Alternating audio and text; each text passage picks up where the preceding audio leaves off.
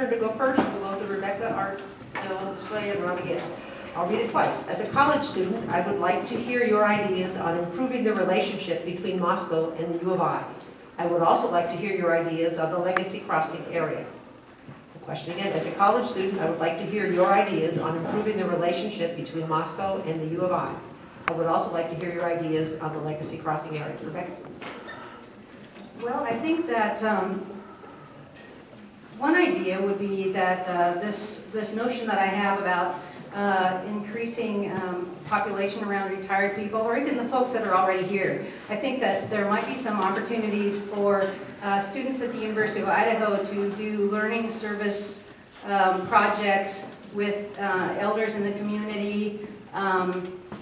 I think that might be one avenue to bring students in. I have been bemoaning the loss of the continuing education classes that we lost a few years back, and perhaps some students could be brought in that way to help rejuvenate a program, and also they can learn from setting that up and being part of it. Thank you. Art? Hi, Art. When it comes to reaching out between the university and the city, I think there's good progress that can be made, not only through reinstituting the continuing education classes, as Rebecca pointed out, but also reaching out across that border that is Paradise Creek between the city and the university. Right now, the city and the university are already successfully implementing the Intermodal Transit Center, which helps provide for public transit within and around Moscow, and that's a good success and is benefiting everyone. Legacy Crossing provides a means to really make the rest of the link between the city and the university, establishing a mixed-use development, businesses and residents that could really provide a kick not only for that area of town and between the university and the city, but also to the rest of the downtown area by just boosting the total amount of traffic that goes back and forth through there, boosting the permanent residents that are in that area, and adding a sense of vitality that also lends itself to some cross-fertilization between permanent residents and the students as well. Time. Nope. One of the things with the university, whoever a new university president is, when that person comes, I plan on working closely with that individual, whether it be a male or a female. And one of the things that you notice is the university needs to get their numbers up. Enrollment was down 600 students this fall semester, and that's something that needs to be reversed. And so that's something that we're going to have to work on diligently, but that's going to have to come from the top of the university, somebody that's committed to our community for years, not just a few months, a short period of time. We need to do that.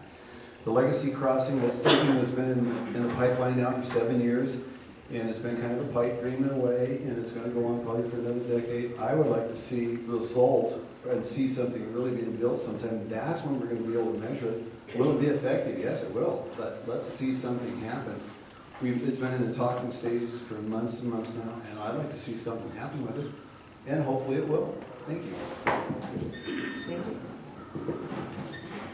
The University of Idaho and the City of Moscow have an uncommonly close working relationship. We were featured in a national publication called Planning and an article called Naturing and Development. We were recently featured in the Cal newspaper because our former provost is now president of Northern Illinois University and brought a delegation out to see how town-young collaboration can have real demonstrable successes. And they loved the tour. I can't tell you how many thank you notes I received from those folks. I've been working with the conferences and tourism people involved with the University of Idaho, Moscow Chamber of Commerce, and the university again to attract tourism and to bundle packages so that people who come here for meetings on campus will stay for the other activities in our region. We work closely with students at the University of Idaho. The volunteerism is phenomenal. Serving a new community, I helped plant things right around this building with students, and we'll continue to do that with Make a Difference Day coming up here very shortly. And then this Friday, we actually have students doing Legacy Crossing demonstrations on campus. Thank you. A little bit down to John.